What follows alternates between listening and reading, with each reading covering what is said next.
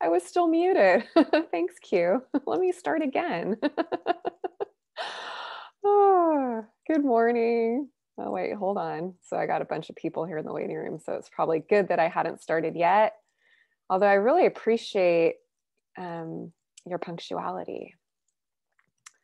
All right. Hi. Okay, let me start again. Devaya, Q. Thanks for letting me know, Q. Anna, Billy, Steve, Rebecca, Marlene. All right. Blessings. So good to be with you today as we talk about and we dive into healing self-doubt and awakening true self-trust. And so before we engage in content, we'll start with the Dharma talk, and then we'll move into meditation. Talk being about 20 minutes, meditation being about 30. I always like to start with noticing and knowing where you are. So as you just soften your skin, you like sense your body, come into your body, come into your heart. And I'm just curious, like, yeah, what is your intention? What is your aspiration? What is it that you're most needing to feel or receive from our time together? And you can just let me know in the chat.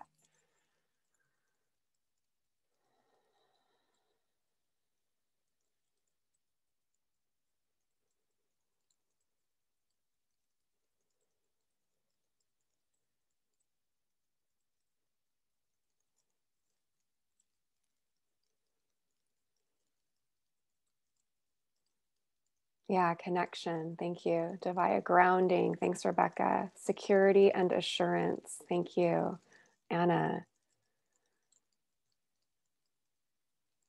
And integration. Okay, great. All right.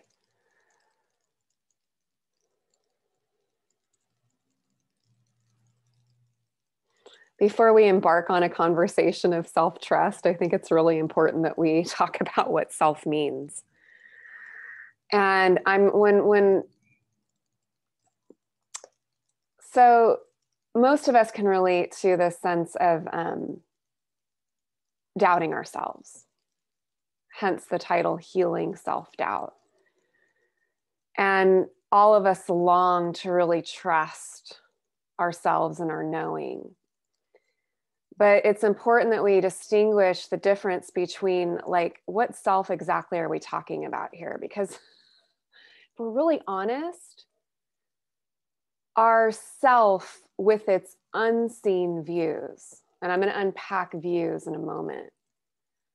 But when we have views, and all of us have views, but we're not seeing those views, which can be differentiated from bias in a sense that bias implies typically that there's an unconsciousness to what is being perceived. So we're not aware that the lens from with which we're viewing the world is in fact a lens. What practice does, what mindfulness does, is it allows us to perceive and see our own views. So a view is like a bias that is now conscious.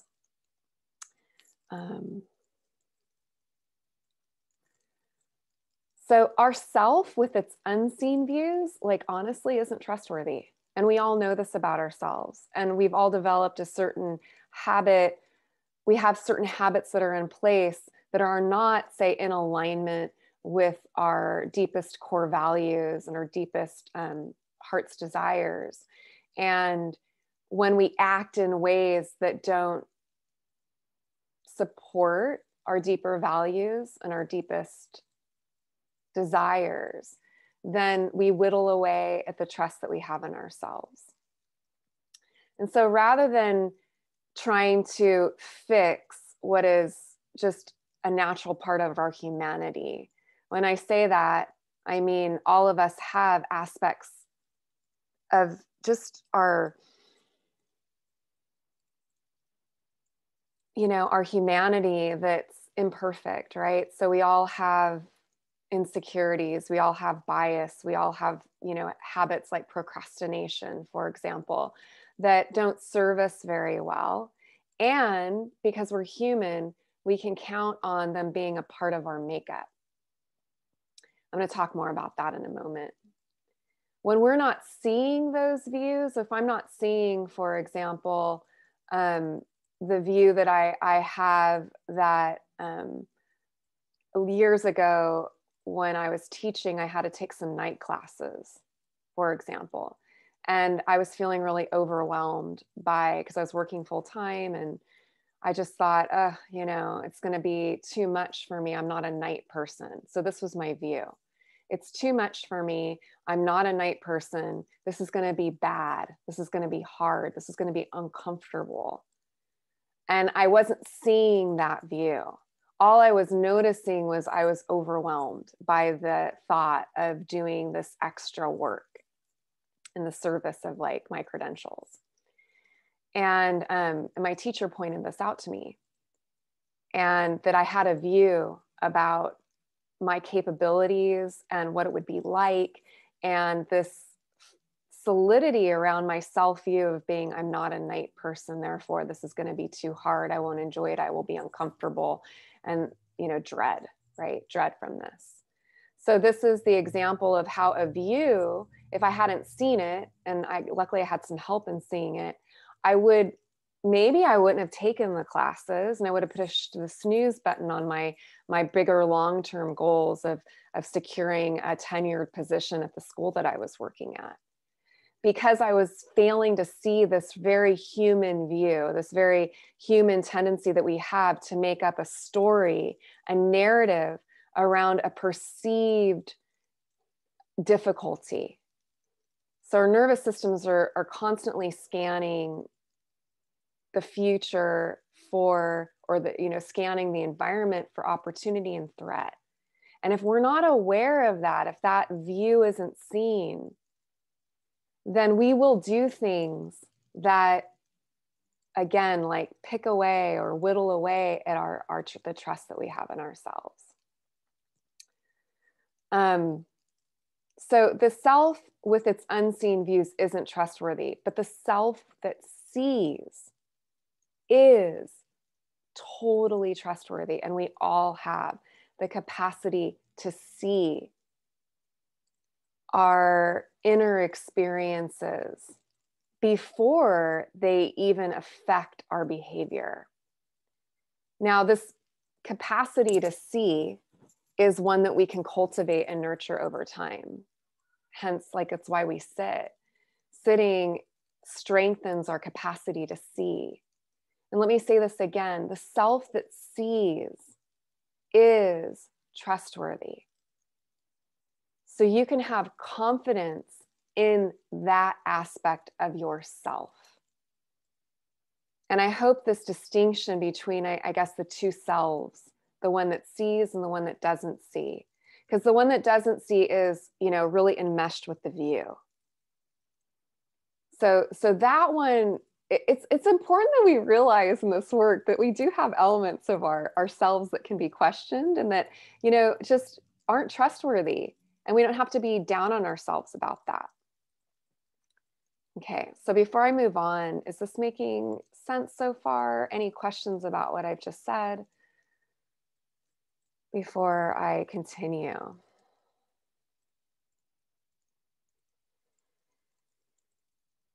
Let me just go on, and I'll handle any questions that I see come into the chat if they come in. So the self that sees is trustworthy. The seeing, this aspect, this miraculous quality that we have that to all that we know distinguishes us from all other life forms on the planet, this thing that we call consciousness, that no one can really define. We can't really locate it. It's so crazy, we're still in debate about what consciousness really is. It's unpin downable. It is quite mysterious. And it is imbued with wisdom and compassion. And that wisdom and compassion, it knows what the next right move is.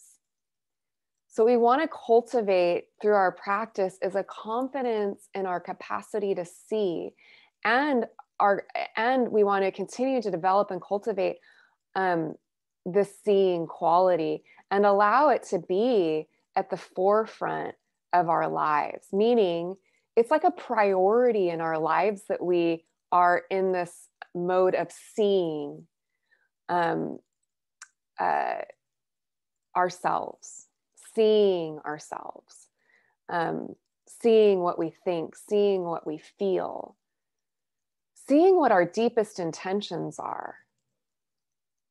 And the more that we cultivate that seeing, the better our lives go.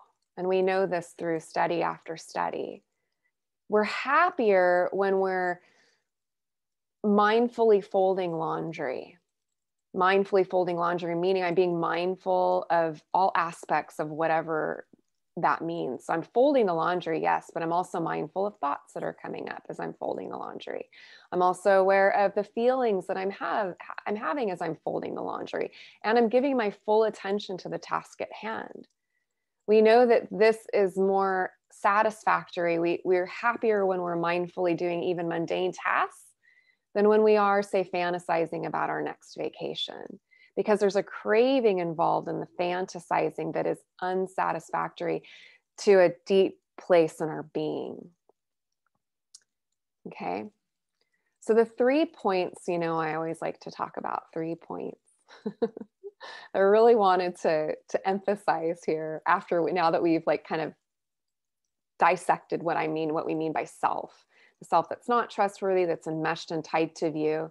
And then the self, the part of ourself that is trustworthy is that capacity that we have to see, that's imbued with compassion and wisdom, that has a knowing about what our next right move is. The first aspect of this that we want to keep in mind is we can't see anything if we're not compassionate. If what we're noticing about ourselves and our views,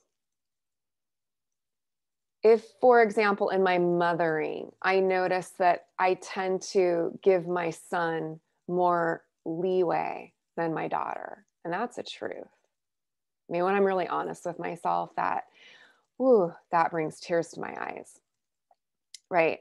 I can see that about myself because of the compassion that I have for my humanity, meaning I know that part of being human is this way that we sort of have preferences and biases, and I need to understand how those are influencing my parenting if I want to be the kind of parent that I deeply value.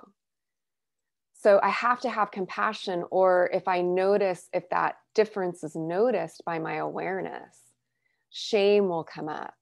And then I'll get into denying that that's even true, or I'll get into blaming or projecting or something like that. So a good rule of thumb to keep in mind with this, compassion for our humanity, is that it's like a kind of a paradox. It's not my fault. It's not my fault, and I get to take full responsibility. It's not my fault that I have this tendency to give my son more leeway than my daughter. But I get to take full responsibility for that. Yeah. So this is really helpful when we're getting really honest about, our humanity. And on a simple level, it can be procrastination, like the tendency to procrastinate. And then you know that you have this habit of procrastination, which most of us have, things we procrastinate on. Rather than noticing the procrastination and being like, ugh, I'll never get this right, like I suck. And that's actually an easier route than just noticing the procrastination, like, wow, I'm hesitating and procrastinating on this thing that I need to do. And then as that's seen, it's like, okay, it's not my fault, and I can be 100% responsible. So remembering that is really helpful. Not my fault and 100% responsible. I'm human. I'm imperfect. I am flawed. I am prone, just like anyone else, to the winds of greed, hatred, and delusion. No shame needed with that. Let's be just totally honest and compassionate and realize that that bonds us with every other human being on the planet. And we get to take responsibility. Okay.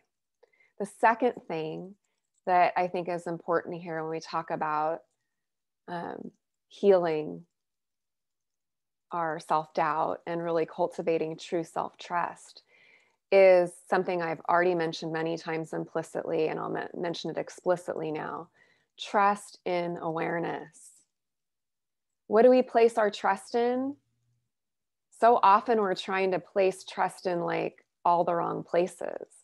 Trusting in other people doesn't work out so well because other people are fallible and human. If we're expecting someone to be perfect, they will absolutely let us down, right? Trust in situations always working out the way we want them to. Shaky ground to stand on.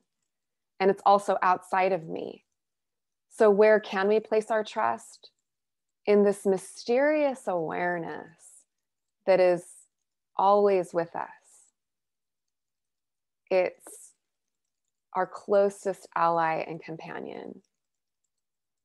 This is what we can trust, and this is what we can strengthen through practice.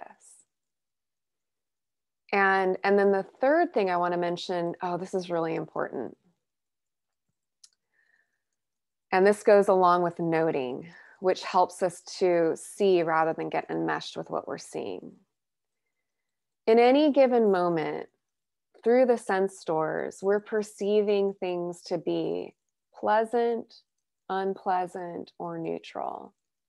Mostly we're aware of pleasant and unpleasant. With neutral experiences, we often check out. Yeah. Like the insides of your ears, for example, are probably not something that you've been aware of up till this moment, because I mentioned it now you are. For most folks, that's neutral. It's a neutral experience. There's lots of neutral experiences that are happening that we are completely oblivious to. And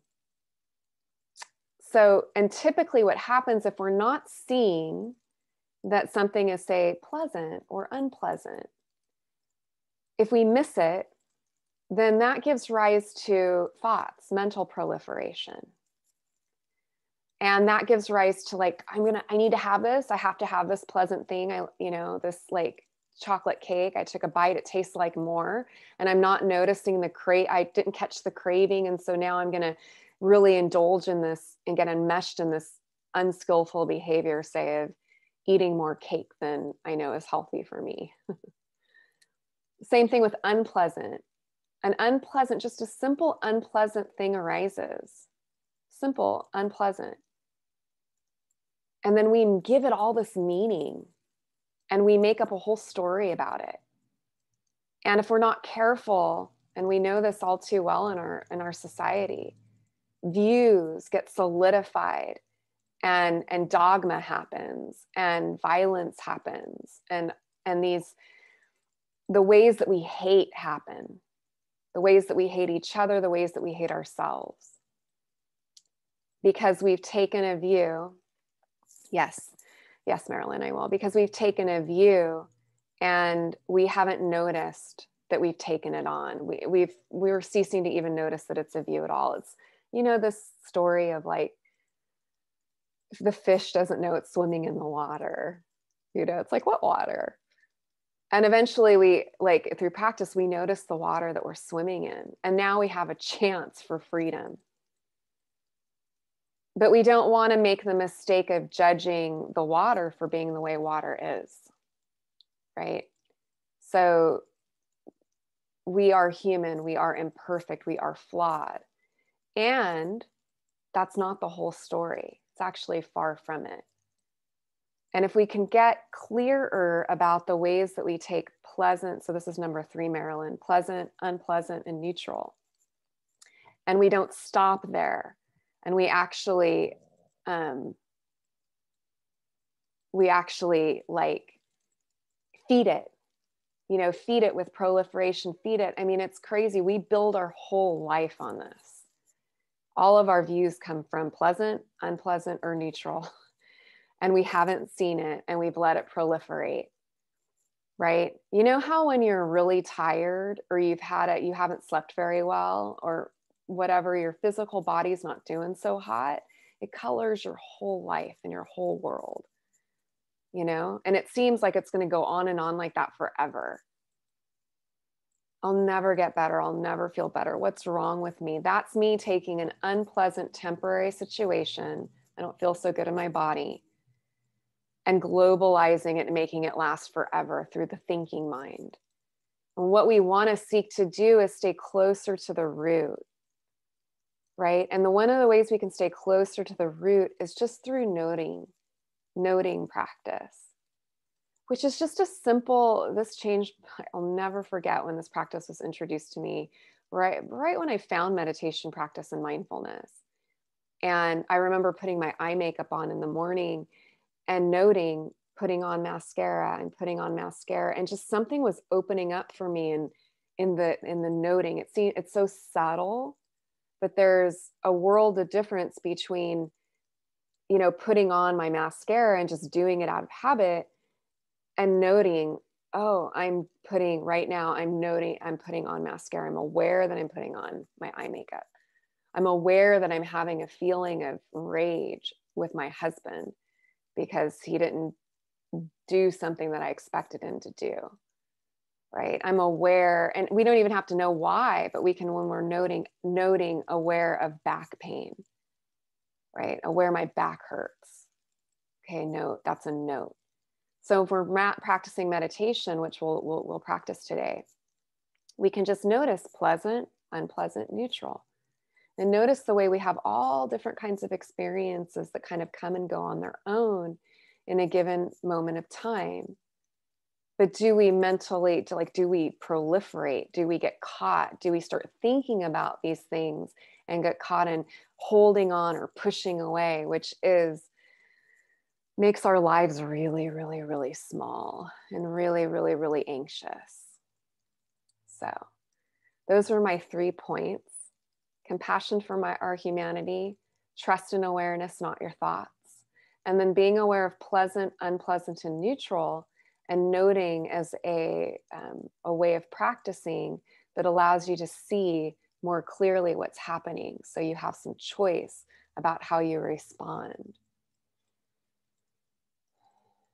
Any questions before we sit?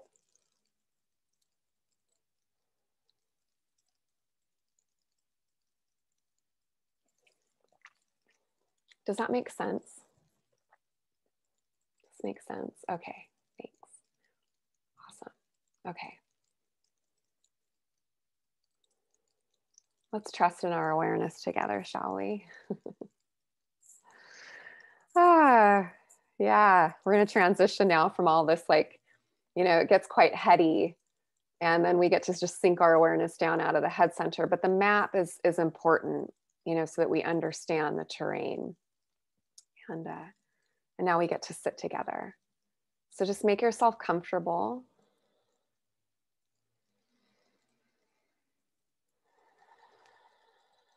I like to say, make yourself comfortable without demanding perfect comfort.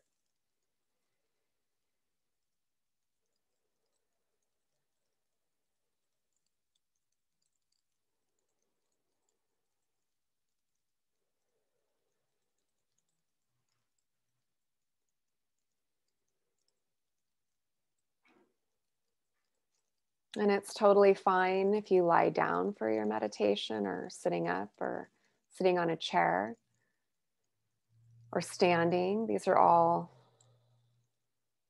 options for posture.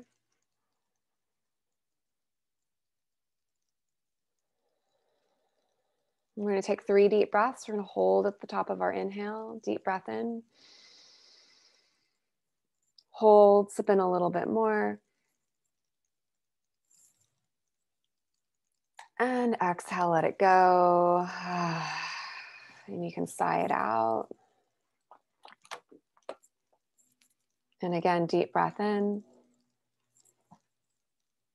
And hold, sip in more. And release. letting air out of a tire. And one more like that, breathing in.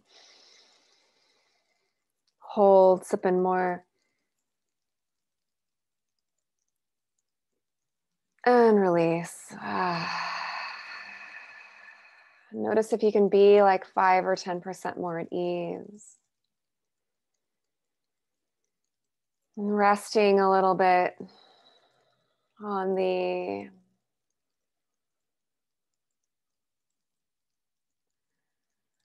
wings of sound. We'll chant Om 3 times, taking a deep breath in.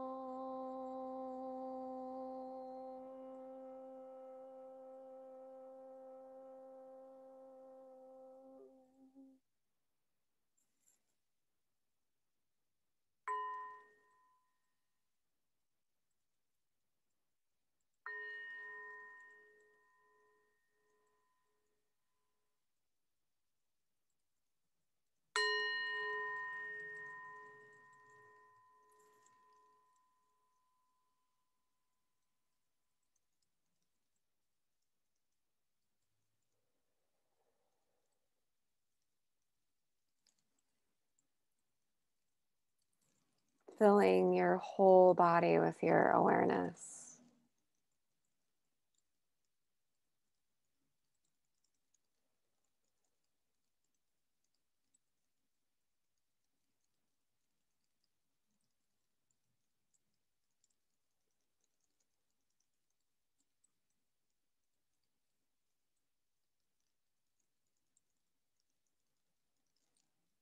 It's almost like you don't have a head.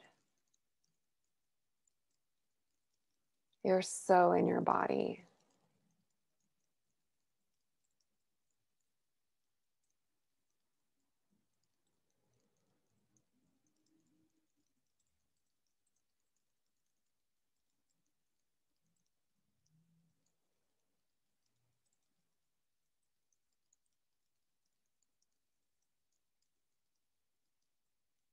Sense the space 2 inches beneath your navel has nostrils.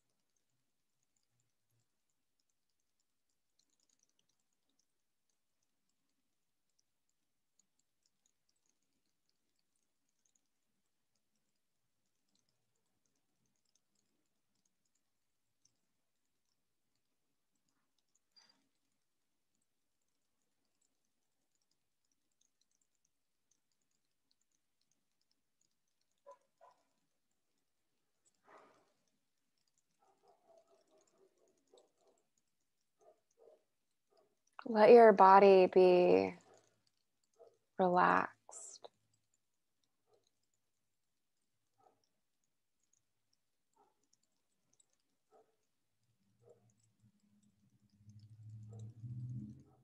You need not be loyal to tension.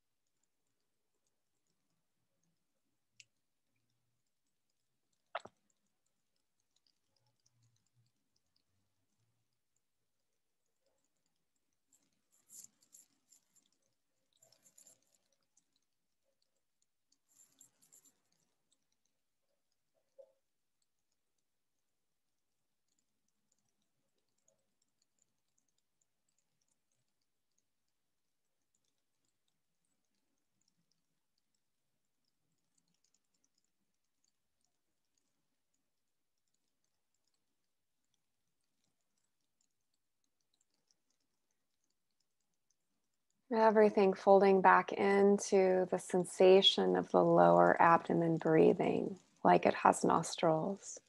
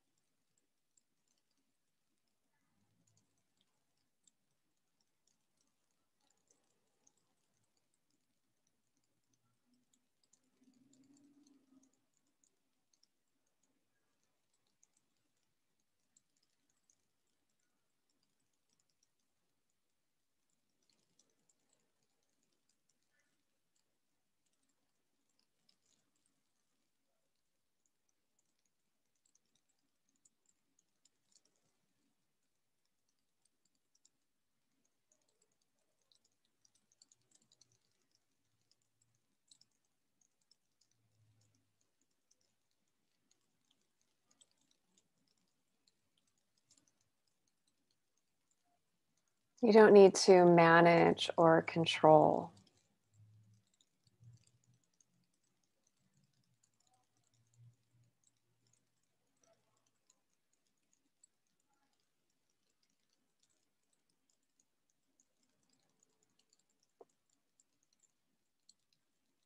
You don't need to create yourself.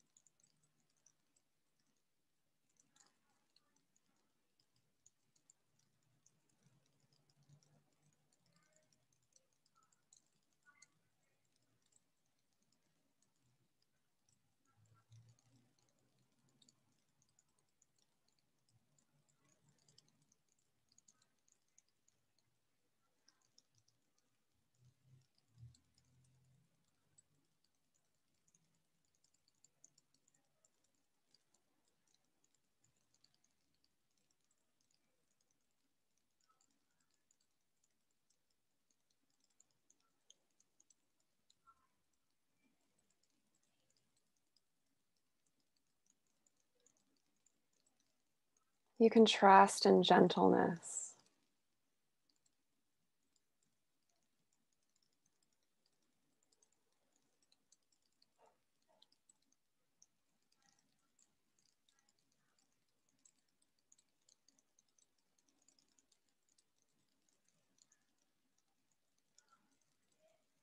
You can allow your inner landscape to be held by gentleness.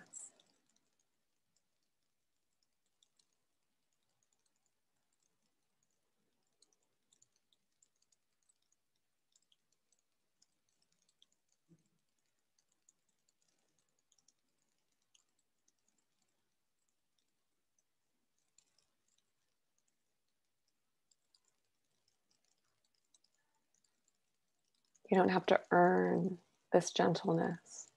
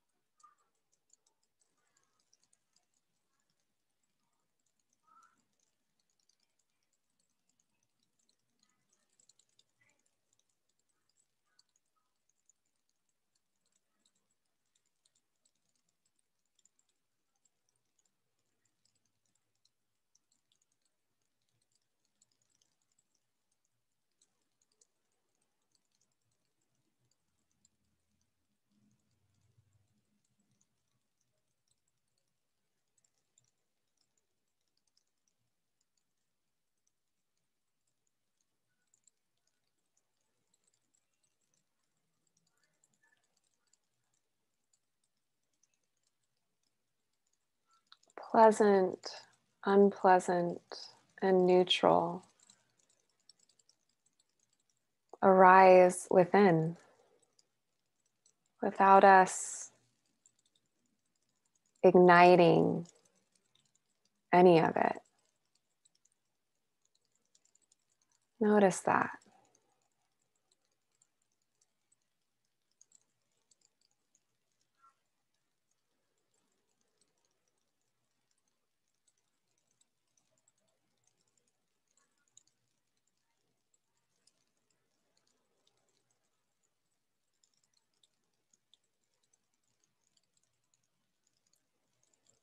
See if you can notice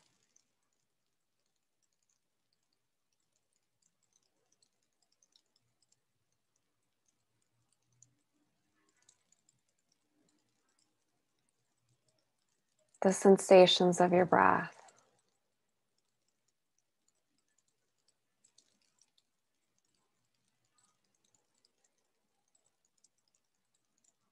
And is it pleasant, unpleasant, neutral?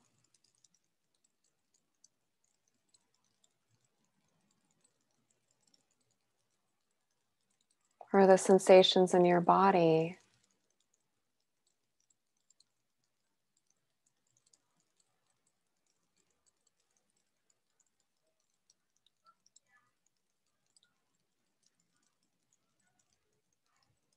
Or an emotion, feeling tone? or a thought.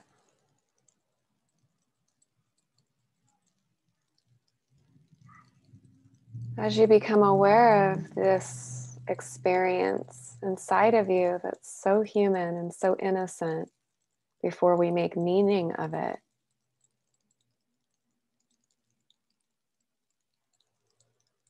you might play with just noting,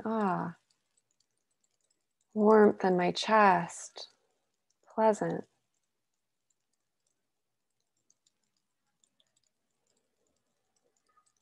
Emotion of gratitude, pleasant.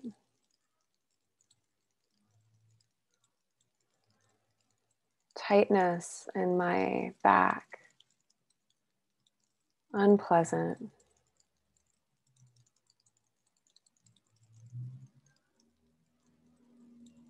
Sound of traffic,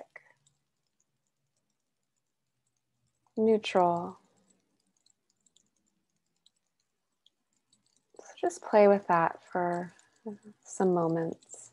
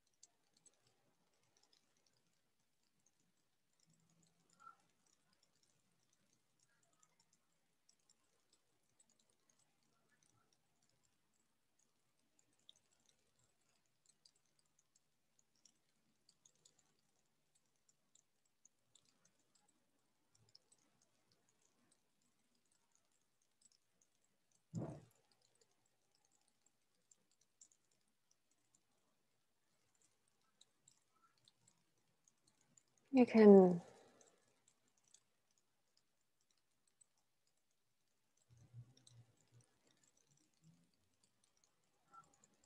soften the effort of that now and just rest in being in your body, belly breathing.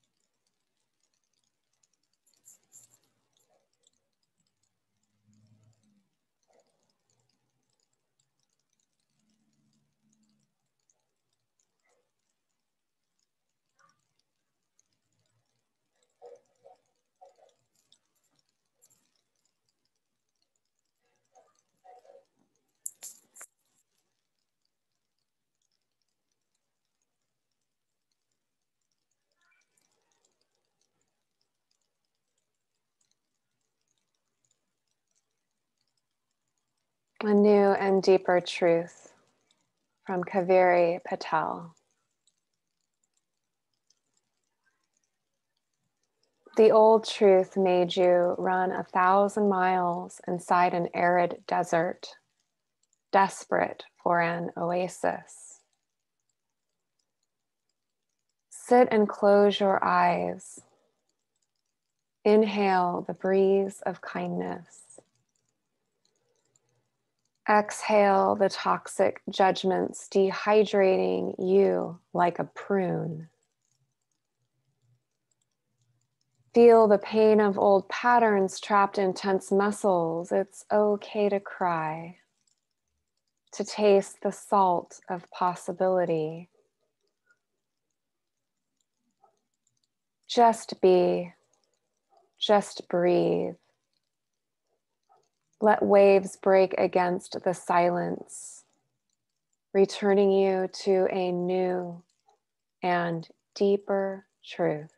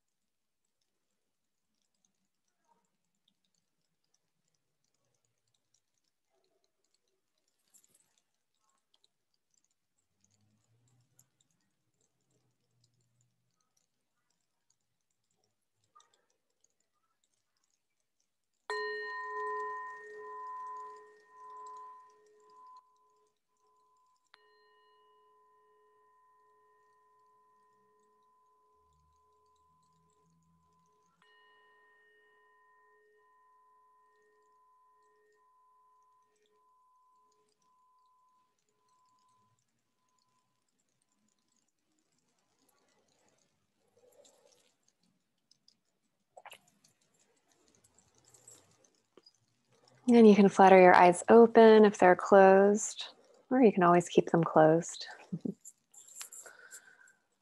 And stretch or move. And just take a moment to sense what's true in your experience.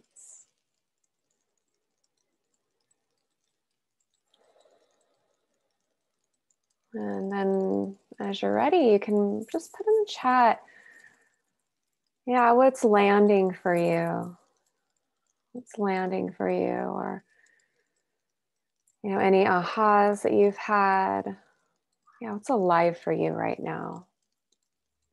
As you're sharing that in the chat, which really helps. I really appreciate your engagement. It helps you as well, but it also helps me as a teacher. It's good feedback for me. Something I want to mention, it's coming up on Sunday. If you really are wanting to up-level your practice, I invite you to our Sunday retreat, Contented and Easily Satisfied.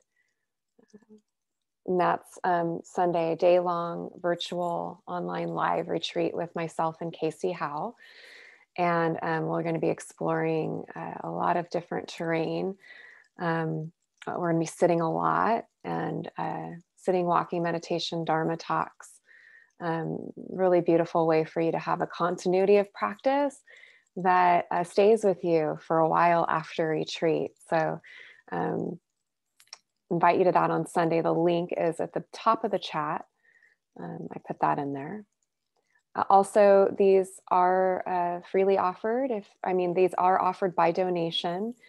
Essentially they are freely offered. If you can't afford to make a donation, please come.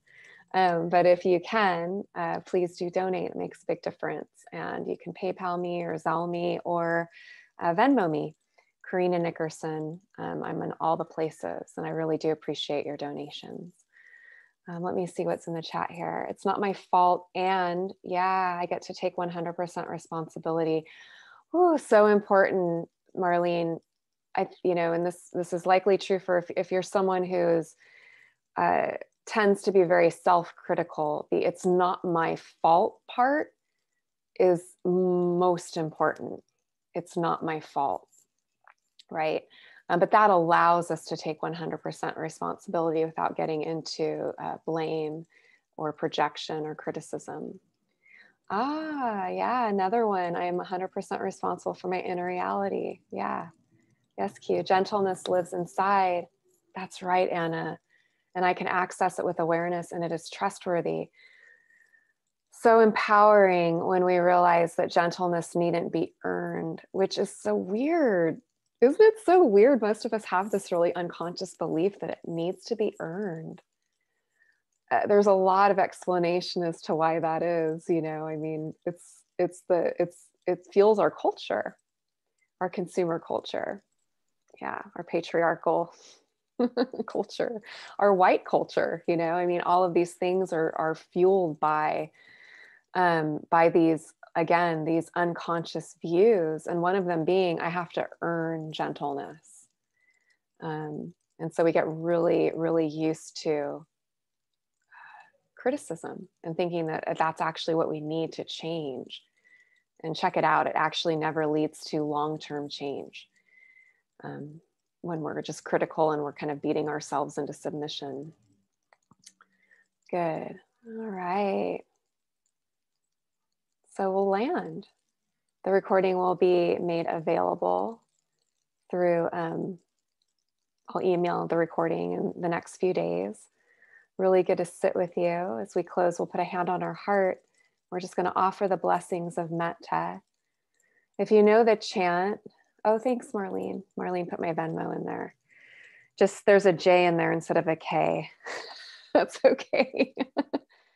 Yeah, gentleness. I really appreciate the help there. Thank you. So if you know the chant, you can chant with me. If not, no worries. I will be back next week, Tuesday, so I hope to see you then. If you don't know the chant, you can just receive the vibration of it. And we can look at the squares as we offer the blessings of metta. So we're offering it to each other, yeah?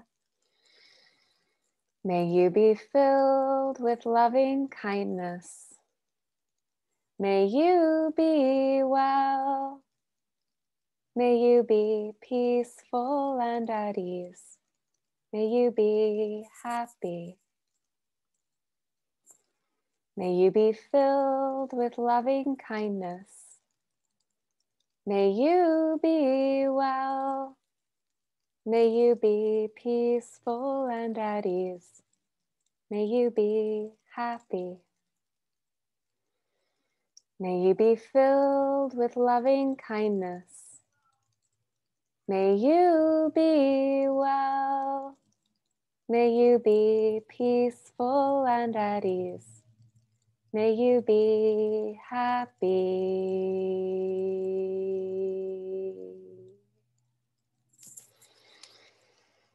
Metta, metta, metta.